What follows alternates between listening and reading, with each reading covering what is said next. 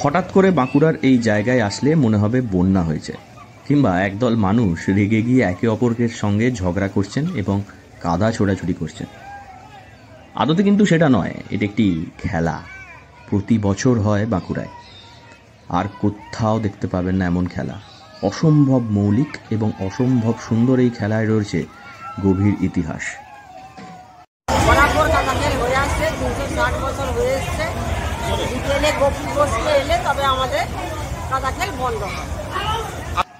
বিজয়া দশমীতে ঐতিহ্যবাহী কাদা খেলায় অংশ নেন জয়পুরের মানুষ।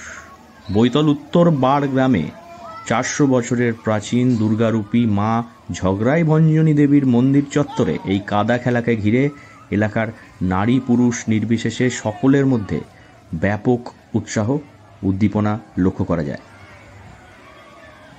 জনশ্রুতি, বিষ্ণুপুরের মল্ল রাজা রঘুনাথ মল্ল বৈতল গ্রামের পথ দিয়ে যুদ্ধে মতান্তরে মামলার কাজে যাওয়ার সময় এক বিশেষ দৈব কারণে মন্দির তৈরির পাশাপাশি বিজয়া দশমীতে মন্দির চত্বরে কাদা খেলার সূচনা করেন।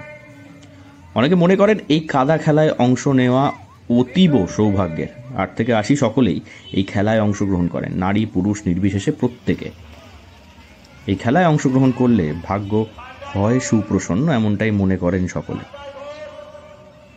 বাঁকুড়ার আনাচে কানাচে লুকিয়ে রয়েছে বহু মৌলিক উৎসব। বাঁকুড়ার মুড়ি মেলা থেকে শুরু করে অতিকায় জিলিপি। তবে সবচেয়ে মৌলিক যদি কিছু থেকে থাকে তাহলে বোধ হয় এই কাদা ছোঁড়াছুড়ি খেলা, স্প্যানিশ টমেটো ফাইট, এবং বোধ হয় বাঁকুড়ার এই খেলা।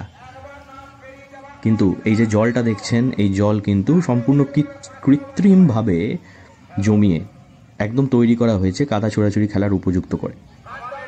বাঁকুড়া এরকম একটি মৌলিক উৎসব এবং মৌলিক খেলা আছে, জানতেন কি আপনি? বাঁকুড়া থেকে নীলাঞ্জন ব্যানার্জির রিপোর্ট, লোকাল 18 বাংলা।